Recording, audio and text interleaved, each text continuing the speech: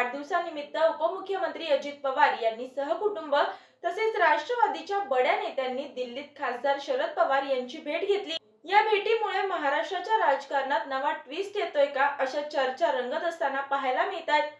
नमस्कार, मी वर्षा वैभव थोरात आणि आपण पाहताय योद्धा न्यूज। शरद पवार यांच्या वाढदिवसाच्या कारणाने झालेल्या पवार कुटुंबाच्या या भेटीनंतर आता महाराष्ट्राच्या राजकारणातील समीकरणे बदलणार असल्याच्या चर्चा सुरू झाल्या आहेत।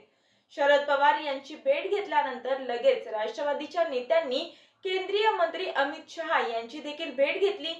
तसेच यावेळी सुप्रिया सुळे यांनी देखील अजित पवार, पत्नी सुनेत्रा पवार आणि मुलगा पार्थ पवार यांचं स्वागत केल्याचा एक व्हिडिओ देखील समोर आला होता।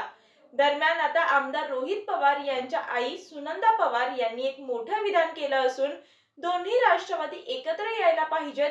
मूठ जर घट्ट असेल तर त्याची ताकद राहते आणि विखुरलेले राहू तर ताकद कमी होते, त्यामुळे एकत्र राहणं महत्त्वाचं राहील असं विधान सुनंदा पवार यांनी केलं। सुनंदा पवार यांच्या या विधानामुळे राजकीय वर्तुळात अनेक चर्चांना उधाण आलंय।